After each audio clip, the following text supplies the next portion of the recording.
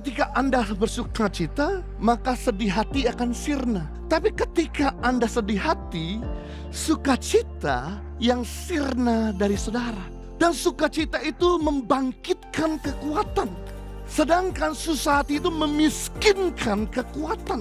Jadi kalau Anda tahu bahwa Anda perlu kekuatan, ya Anda perlu jaga sukacitamu. Karena sukacita atau senang hati akan melahirkan pengharapan. Pengharapan akan melahirkan kekuatan. Kekuatan akan melahirkan keberhasilan.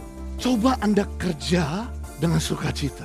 Coba Anda melayani dengan sukacita. Coba Anda masak dengan sukacita. Maka hasilnya the best. Sebaliknya, coba Anda kerja, coba Anda melayani, coba Anda masak dengan susah hati. Sekalipun Anda skillful, sekalipun Anda profesional, hasilnya nggak the best.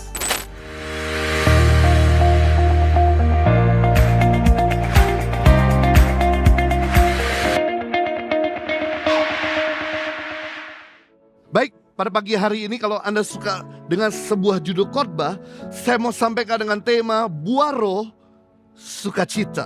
Karena ini yang belum sempat dibagikan, tadi Pastor Henny sempat menyampaikan sekilas tentang buah roh sukacita. Saya akan coba perdalam saudaraku. Jadi buah roh ini dibagi 3 segmen atau 3 klaster. Buah roh ini dibagi dengan 3 kategori. Kategori pertama berhubungan dengan Allah. Yang berhubungan dengan mengasihi Tuhan dan memberkati Tuhan. Yaitu buah roh kasih, sukacita, damai sejahtera. Segmen yang kedua atau klaster yang kedua atau kategori yang kedua adalah buah roh yang berhubungan memberkati sesama. Yang berhubungan dengan sesama. Yang berhubungan dengan mengasihi sesama. Yaitu buah roh kesetiaan. Buah roh kesabaran. Buah roh kemurahan dan buah roh kebaikan. Bicara kemurahan hati, bicara kebaikan, bicara soal kesabaran, bicara memberkati yang lain. Yang ketiga, klaster yang ketiga, yaitu buah roh yang berhubungan dengan diri sendiri atau memberkati diri sendiri, yaitu buah roh kesetiaan, kelemah lembutan, dan penguasaan diri. Ketika Anda memiliki buah roh, maka Anda sedang memberkati Tuhan, Anda sedang memberkati orang lain, dan Anda sedang memberkati diri sendiri. Mari kita lihat firman Tuhan. Galatia 5 ayat 22 sampai 23. Tetapi buah roh ialah kasih, sukacita, damai sejahtera, kesabaran, kemurahan, kebaikan, kesetiaan, kelemah lembutan, penguasaan diri. Saya senang di sini dikatakan tidak ada hukum yang menentang hal-hal itu. Berarti semua hukum negara di dunia ini, semua hukum organisasi di dunia ini, semua hukum agama di dunia ini mendukung 9 buah roh. Tidak menentang, bahkan mengharapkan rakyatnya, semua komunitas yang memiliki buah roh ini. Nah, masalahnya adalah tidak semua orang bisa sanggup memiliki 9 buah roh ini. Bahkan termasuk orang-orang Kristen yang sudah dipenuhi oleh Roh Kudus belum tentu memiliki 9 buah roh ini. Hanya mereka-mereka yang dikendalikan oleh Tuhan. Hanya mereka-mereka yang dikendalikan oleh firman Tuhan. Hanya mereka-mereka yang punya hubungan dengan Tuhan yang kuat, yang memiliki 9 buah roh ini. Karena kata buah roh berasal dari bahasa Yunani yang artinya ada karpos. Yang artinya ada sesuatu yang dihasilkan oleh orang yang hidup oleh roh. Buah roh gak dihasilkan dari pendidikan, dari pencapaian, dari banyaknya harta. Tapi buah roh didapatkan ketika Anda punya hubungan dengan Tuhan. Ketika Anda mau dikendalikan oleh firman Tuhan. Nah, kita akan belajar saat ini, yaitu salah satu buah roh, sukacita. Sukacita berasal dari bahasa Yunani artinya kara. Atau yang kita kenal dengan kata karisma. Yang artinya ada senang hati, rahmat, kegembiraan yang besar, sukaria yang tenang. emosi yang positif. Ada banyak orang-orang yang bersuka cita tapi sinis, negatif, seperti Sarah. Ketika Sarah di usia 66 tahun, di mana Tuhan berkata sama Sarah dan kepada Abraham, Sarai ya. Kepada Sarai atau Sarah, ya, Sarai nama sebelum dia menjadi umat pilihan Tuhan. Sarah setelah sudah menjadi umat pilihan Tuhan. Nah, ketika Tuhan ngomong sama Sarai dan Abraham, keturunanmu akan seperti bintang di langit dan pasir di lautan. Lalu kemudian Sarai berkata begini, aku ini udah usia 66 tahun, tahu gak Tuhan? Aku ini udah mati haid. Aku ini udah menopause. Mana mungkin aku bisa punya keturunan. Kamu ngomong belaka Tuhan. Sarah memberikan ekspresi yang negatif, sukacita yang negatif kepada Tuhan. Tapi Tuhan buktikan bahwa Dia Tuhan yang Maha Kuasa. 25 tahun kemudian, Sarah di usia yang ke-91 tahun, dia menggendong anak bernama Ishak. Saudara, jangan pernah punya ketawa yang negatif. Karena ketawa negatif itu memberikan satu sikap merendahkan Tuhan atau merendahkan sesama. Nah, kita akan belajar bagaimana kita memiliki sukacita yang positif. Ada 3 alasan kenapa kita perlu bersukacita. Yang pertama, alasan yang pertama kenapa kita perlu bersukacita, karena sukacita adalah sumber kekuatan kita. Sukacita adalah sumber kekuatan kita. Dengan bertambahnya umur dan bertambahnya waktu, dunia ini tidak pernah tambah baik. Dunia ini akan tambah problem, baik kualitas maupun kuantitasnya. Dan Tuhan tidak berjanji untuk menyingkirkan penderitaan dan problem dalam hidup kita. Tapi yang Tuhan janjikan, Dia akan berikan kekuatan kepada kita. Yang menarik, Ulangan pasal yang ke-8 ayat 18, bahwa Dia memberikan kepada kita kekuatan untuk memperoleh kekayaan. Perhatikan baik, tetapi haruslah engkau ingat kepada Tuhan Allahmu, sebab Dianya besar itu Tuhan yang memberikan kepadamu kekuatan untuk memperoleh kekayaan. Perhatikan baik-baik, dari ayat ini yang Tuhan berikan kekayaan atau kekuatan, yang Tuhan berikan keberhasilan atau kekuatan.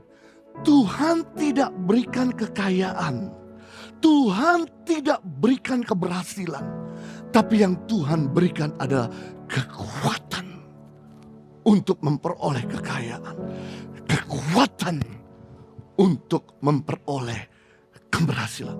Lalu kemudian saya mulai berpikir dan merenung, kenapa Tuhan tidak berikan kita keberhasilan langsung? Kenapa Tuhan tidak pernah berikan kepada kita kekayaan secara langsung? Kenapa Dia harus memberikan benih kekuatannya? Karena Tuhan tidak mau bikin Anda spoil.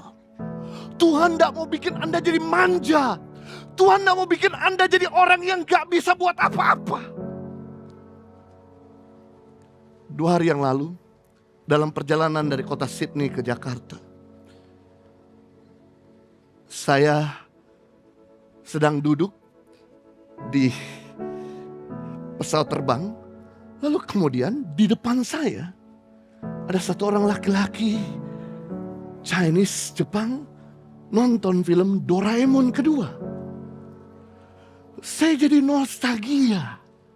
Karena waktu saya masih SMP dan SD, saya suka nonton Doraemon.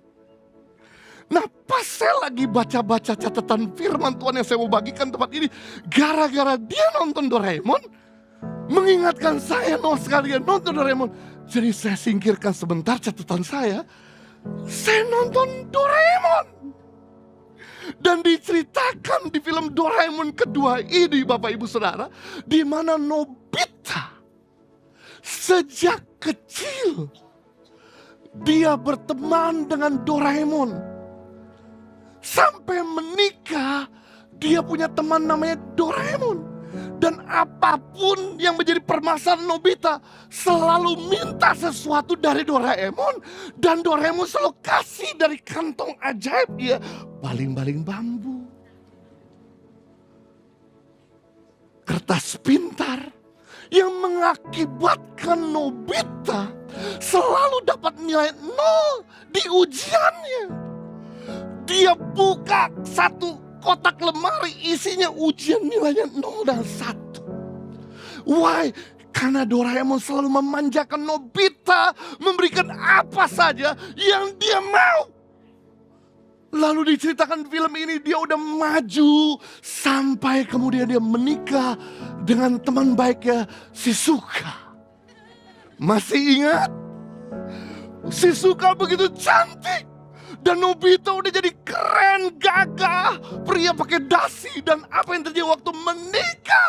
Dia disuruh untuk mengucapkan janji nikah. Dia gemeteran. Dia gak bisa. Dia harus dibimbing sama Doraemon. Doraemon jadi kecil dan membisikkan di telinganya kata-kata janji nikah. Setelah dia diberkati sama pendeta di Jepang, lalu kemudian Nobita disuruh untuk mengucapkan terima kasih kepada para hadirin. Dan dia gelagapan, gak bisa ngomong, gemetar, mukanya merah. Dari film ini saya mulai mengerti kenapa Tuhan gak kasih Anda seperti jadi Doraemon. Mengirim Doraemon kepada saudara supaya Anda bisa solid, supaya Anda bisa dewasa, supaya Anda bisa maju. Kalau apa saja yang saudara minta Tuhan kasih seperti Doraemon, maka Anda gak akan pernah maju. Itu sebabnya dia berjanji, aku akan memberikan kepadamu kekuatan, kemampuan untuk memperoleh kekayaan. Berarti kamu harus cari, berarti kamu harus berusaha, berarti kamu harus mikir, berarti kamu harus muter otak, berarti kamu harus berkorban untuk bisa sampai berhasil dan kaya. Tapi yang menarik, ternyata saudaraku yang ajaib, sukacita Tuhanlah yang menjadi kekuatan kita. Nehemia 8 ayat 10 dalam terjemahan firman Allah yang hidup. Inilah saat untuk bersukacita, untuk menikmati makan dan minum, kata Tuhan kepada Nehemia yang sedang ada dalam pembuangan di Babel. Dan untuk membagi-bagikan sebagian dari kelebihanmu itu kepada orang-orang yang berkekurangan. Karena sukacita Tuhan adalah kekuatanmu. Janganlah kamu murung dan bersedih hati. Yang menarik dalam firman Tuhan bahasa Inggris, kalau Anda baca New King James Version ataupun NIV atau New Living Translation, Anda akan baca terjemahannya seperti dalam terjemahan firman Allah yang hidup, bahwa sukacita Tuhan adalah kekuatan kita. Janganlah kamu murung dan bersedih hati. Rupanya sukacita dengan susah hati tidak bisa bergandengan, tidak bisa saling bekerja sama. Ketika Anda bersukacita, maka sedih hati akan sirna. Tapi ketika Anda sedih hati, sukacita yang sirna dari saudara. Dan sukacita itu membangkitkan kekuatan. Sedangkan susah hati itu memiskinkan kekuatan. Sekali lagi, sukacita itu mengobarkan kekuatan. Sedangkan sedih hati itu memiskinkan kekuatan. Jadi kalau Anda tahu bahwa Anda perlu kekuatan, ya Anda perlu jaga sukacitamu. Karena sukacita atau senang hati akan melahirkan pengharapan. Pengharapan akan melahirkan kekuatan. Kekuatan akan melahirkan keberhasilan. Berarti coba Anda kerja dengan sukacita. Coba Anda melayani dengan sukacita. Coba Anda masak dengan sukacita. Maka hasilnya the best. Istri saya tidak terlalu hobi masak. Dan tidak terlalu pintar masak. Tapi waktu COVID kemarin, karena kita gak bisa beli makanan di luar, jadi dia masak. Waktu dia masak, karena cintanya kepada suami dan anak-anak.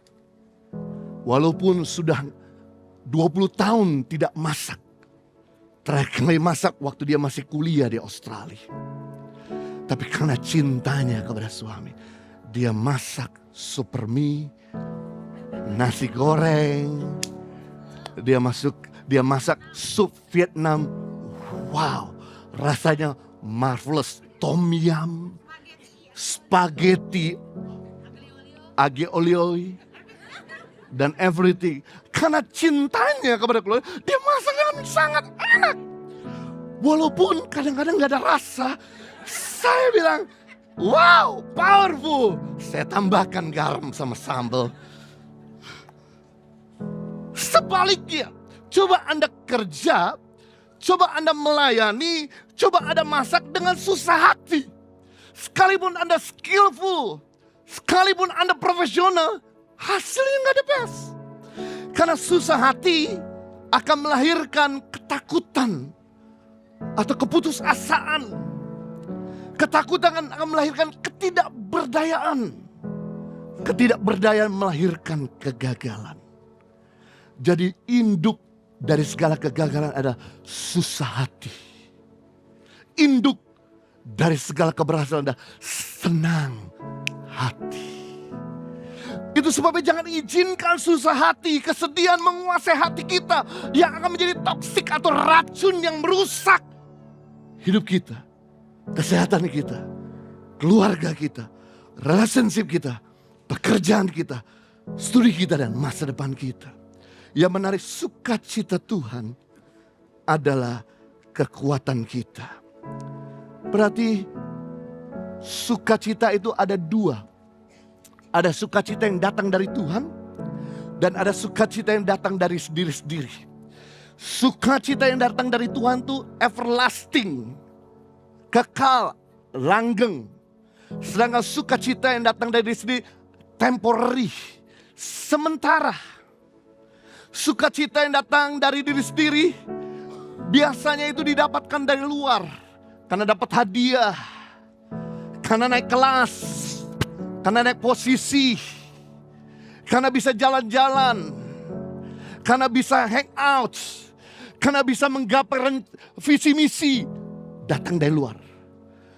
Tapi begitu ada masalah, maka sukacita itu pergi dengan sendirinya. Sirna dengan sendirinya. Tapi beda dengan sukacita yang datang dari Tuhan. Sukacita yang datang dari Tuhan itu datang dari dalam. Dia sudah ada di dalam. Dia sudah ada aliran di dalam, sehingga ketika di luar ada masalah, ketika di luar ada tekanan, maka tidak mempengaruhi suasana hati.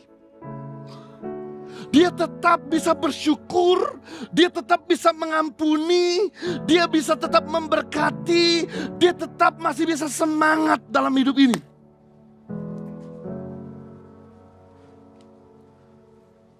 Saya kasih ilustrasi. Di depan saya ada sebuah lilin dan korek. Saya coba nyalakan supaya lilin ini bercahaya. Dan juga di tangan saya ada 2 balon. Thank you Pak Kevin. Dengan icon senyum, emoticon senyum. Satu balon tidak ada isi atau cuman isinya gas, udara. Satu balon lagi ada isinya air. Balon yang kosong ini adalah balon yang tidak ada Roh Kudus, tidak ada Tuhan. Sedangkan balon yang warna putih ini ada air, ada Roh Kudus. Firman Tuhan berkata bahwa Yesus adalah air kehidupan. Sedangkan lilin yang di depan saya ini bicara soal masalah pressure, tekanan. Gara-gara panas, maka wortel yang keras bisa jadi lembek.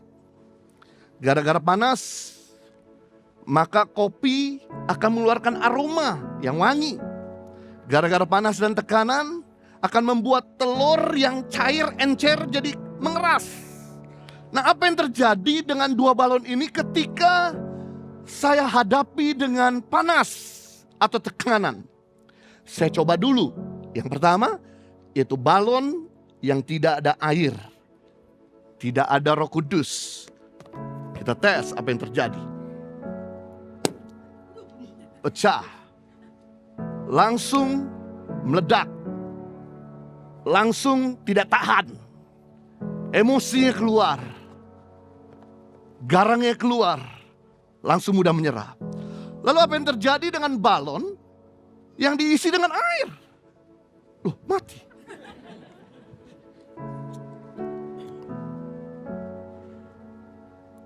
Rupanya apinya harus dihidupkan kembali. Apa yang terjadi ketika balon ini ada air? Ketika dipanasin. 1, 2, 3, 4, 5, 6, 7. Tidak meledak. Padahal tadi beberapa detik balon yang pertama meledak. Sukacitanya hilang. Begitu datang tekanan. Tapi beda dengan balon yang ada air. Dia tidak pernah meledak. Kenapa? Karena ada Roh Kudus. Saudara, dalam hidup ini selalu penuh dengan tantangan. Penuh dengan masalah. Kita gak pernah tahu apa yang terjadi 5 menit ke depan. Kita gak pernah tahu yang terjadi 1 jam ke depan. Kita gak pernah tahu terjadi 1 hari ke depan. Pastikan hidupmu punya Roh Kudus. Karena sukacita Tuhan adalah kekuatan kita. Terima kasih Pak Kevin.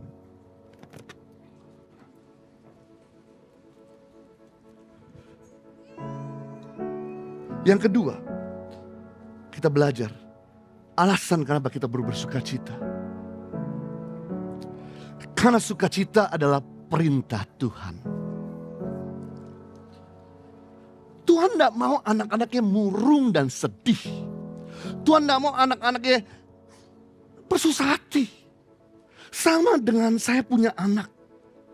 Saya mau anak saya itu senang. Saya mau lihat anak saya itu sehat. Saya pengen lihat anak saya itu berprestasi. Saya pengen lihat anak saya itu sosialita. Artinya bisa bergaul. Tidak eksklusif. Saya pengen anak saya bisa tetap bersyukur di dalam kesusahan hidupnya. Saya gak mau anak saya sedih, kecewa, kepahitan, dengki. Sama hal dengan Tuhan. Tuhan gak mau saudara sedih. Tuhan mau saudara itu bisa memiliki sukacita. Itu sebabnya saudara tahu kata sukacita disebutkan di dalam Alkitab ada lebih dari 254 kali. Kalau kata sukacita diucapkan, ditulis lebih dari ratusan kali, berarti tema ini, perintah ini penting. Sukacita bukan sebuah perasaan, sukacita bukan sebuah pilihan, tapi sukacita adalah sebuah keharusan yang dimiliki oleh setiap anak-anak Tuhan. Itu sebabnya firman Tuhan berkata dalam Filipi 4 ayat 4, bersukacita senantiasa dalam Tuhan. Sekali lagi, kukatakan bersukacitalah. Wow. Ingat, setiap perintah yang disampaikan kepada kita bukan untuk keuntungan Tuhan, tapi untuk keuntungan kita. Sama ketika orang tua memberi perintah kepada kita waktu kita masih kecil. Bukan untuk keuntungan orang tua, tapi untuk keuntungan kita sebagai anak. Kalau orang tua memerintahkan kita untuk sikat gigi, nah sikat gigi. Tujuannya supaya gigi kita nggak sakit, nggak bolong. Supaya mulut kita tidak banyak bakteri. Diberikan untuk keuntungan si anak. Orang tua itu memberi perintah, mau Anda lakukan, Anda tidak lakukan, orang tua tidak rugi sama sekali. Tapi yang rugi kita sebagai anak. Sama halnya setiap perintah yang Tuhan sampaikan kepada kita bukan untuk keuntungan Tuhan. Saudara mau lakukan, saudara tidak lakukan, Tuhan tidak pernah rugi sama sekali. Yang rugi kita. Itu sebabnya Tuhan perintahkan lewat firman Tuhan, bersukacitalah senantiasa. Sekali lagi ku katakan bersukacita. Yang nulis ini yaitu Paulus. Dia menulis untuk jemaat di Filipi yang sedang mengalami banyak penganiayaan dan tekanan. Dan Paulus memberikan kekuatan untuk mereka bersukacita.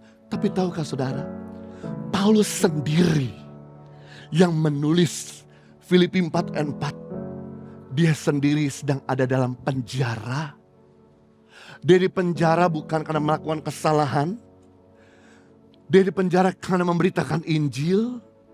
Dan dia di penjara di Roma, di mana beberapa hari ke depan dia akan dihukum mati dengan dipancung.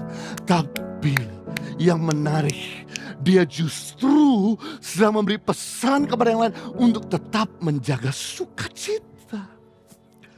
Berarti sukacita yang Paulus sedang rasakan adalah sukacita pilihan untuk mengikuti perintah Tuhan. Sekalipun aku akan dihukum mati, sekalipun aku akan dipancung, sekalipun aku hidup cuma sementara, sesaat lagi saya akan mati, saya pilih untuk bersukacita. Jadi saya rindu untuk setiap saudara yang saat ini sedang khawatir, sedang hatinya gundah gulana, mulai belajar move on, ambil keputusan untuk menyerahkan semua kekhawatiran saudara dan menaikkan doa-doa saudara kepada Tuhan. Karena dia ada Tuhan yang berdaulat. Saudara tahu, Tuhan ngomong jangan khawatir dalam Alkitab. Dia tulis ada 365 kali. Satu tahun ada 365 hari. Berarti setiap hari Tuhan sedang mengingatkan kepada setiap umatnya, jangan khawatir. Aku Tuhan yang membela dan memeliharamu.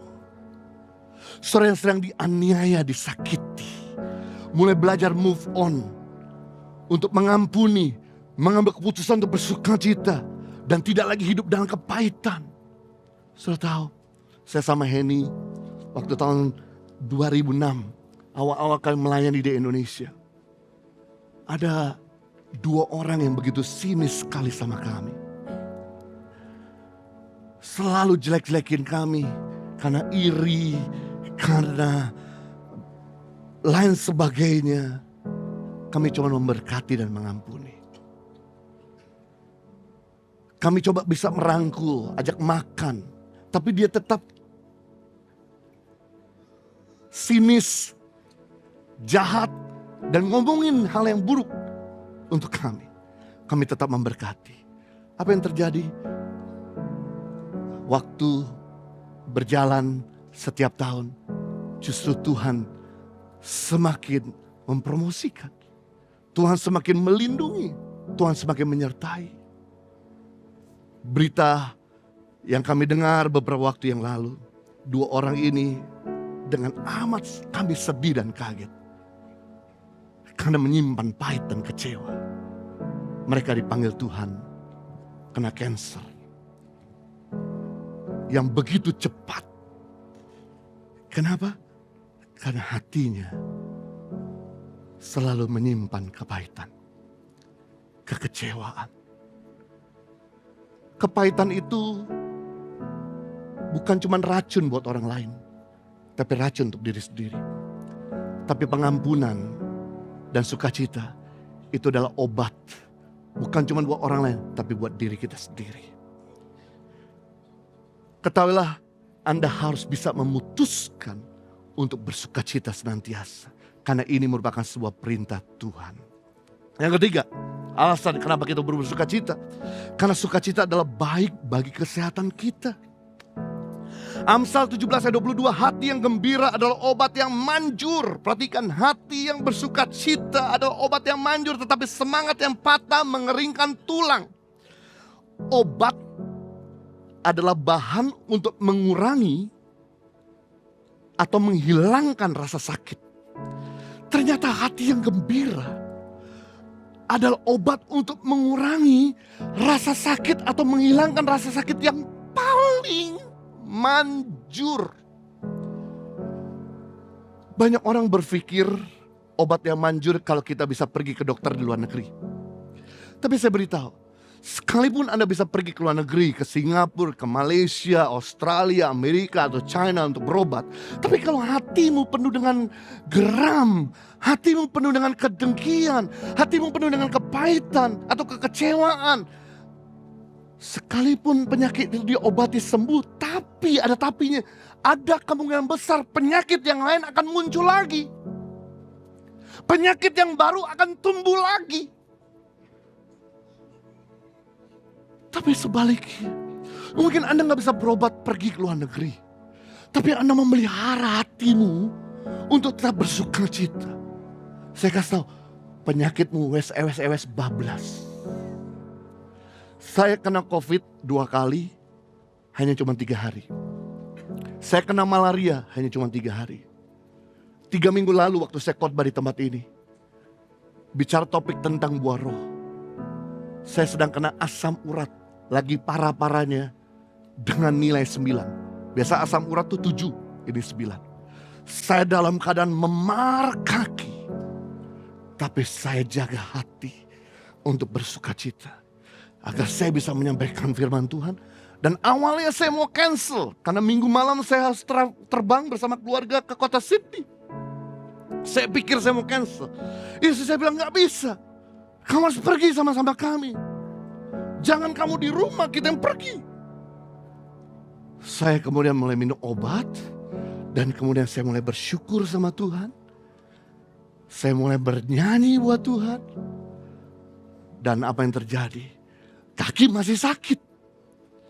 Kemudian saya masuk ke pesawat dalam keadaan tertati-tati. Sekali lagi saya bersyukur sama Tuhan.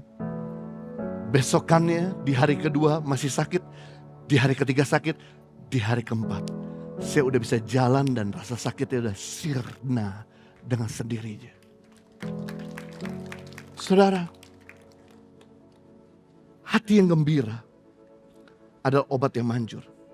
Sukacita bisa melenyapkan perasaan stres dari pikiran kita. Ahli medis telah membuktikan bahwa pasien yang tetap bersukacita akan sembuh jauh lebih cepat dibandingkan dengan pasien yang stres, tertekan dan tidak punya harapan yang kesemuanya sangat lama. Selain itu, mereka yang bersuka cita tidak akan punya umur yang pendek. Akan punya umur yang panjang dan punya kualitas hidup yang lebih baik. Makanya Bapak Ibu Saudara, kesehatan itu bukan didapatkan dari olahraga saja. Karena banyak orang yang melakukan olahraga tiba-tiba kena serangan jantung juga. Tiba-tiba mati mendadak. Kenapa? Karena hati perlu dijaga. Amsal 4 ayat 23 ayat terakhir saya mau kita baca bersama-sama. 3, 2, 1. Amsal 4 ayat 23. Jagalah hatimu dengan segala kewaspadaan, karena dari situlah terpancar kehidupan. Jadi tanggung jawab kita dalam menjaga hati kita sendiri, bukan menjaga hati orang lain. Jaga hatimu jangan mudah tersinggung. Jaga hatimu jangan mudah kecewa. Jaga hatimu jangan mudah sakit hati. Jaga hatimu supaya jangan stres. Karena dari hati terpancar kehidupan. Hati stres, perkataan stres. Hati gembira, perkataan gembira. Hati berkualitas, perkataan berkualitas. Hati sedih, perkataan sedih. Jadi kita belajar hari ini. Ada 3 alasan kenapa kita perlu bersukacita. Yang pertama, karena sukacita sumber kekuatan. Yang kedua, sukacita merupakan perintah Tuhan. Yang ketiga, sukacita baik bagi kesehatan dan hidup kita. Mari kita berdoa. Bapa di surga, terima kasih untuk firman-Mu. Yang hari ini sedang mengajarkan kami untuk menumbuhkan benih sukacita. Terima kasih kalau Engkau mau kami itu happy, kami enjoy life. Itu sebabnya kami belajar bahwa sukacita yang Kau berikan adalah sumber kekuatan. Untuk kami memperoleh kekayaan, untuk kami memperoleh keberhasilan, untuk kami memperoleh kemenangan. Itu sebabnya biarlah setiap kami yang bersedih hati, bersusah hati, Engkau berikan hati yang baru. Engkau gantikan kepada kami hati yang penuh dengan sukacita. Biar segala duka cita kami boleh pergi. Dan kekuatan daripada Tuhan mengalir. Sehingga kami boleh siap menghadapi hari esok. Siap menghadapi hari yang penuh dengan tantangan. Karena Tuhan pasti memberikan kami kekuatan.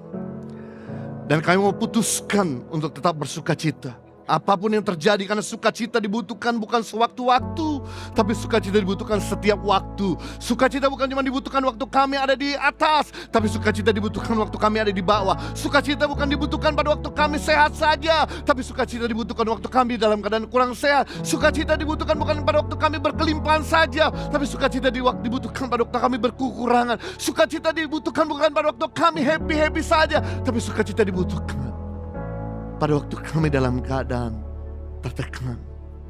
Itu sebab kami ambilkan keputusan untuk memilih bersukacita. Dan yang ketiga, sukacita baik untuk kesehatan. Itu sebabnya Tuhan tolong. Untuk kesehatan kami semakin dipulihkan, semakin membaik, semakin sempurna. Di dalam nama Yesus. Biar sukacita memerintah dan tinggal di dalam kami mulai hari ini dan sampai selama-lamanya. Demi nama Tuhan Yesus Kristus, kita semua sudah diberkati, sama-sama katakan amin.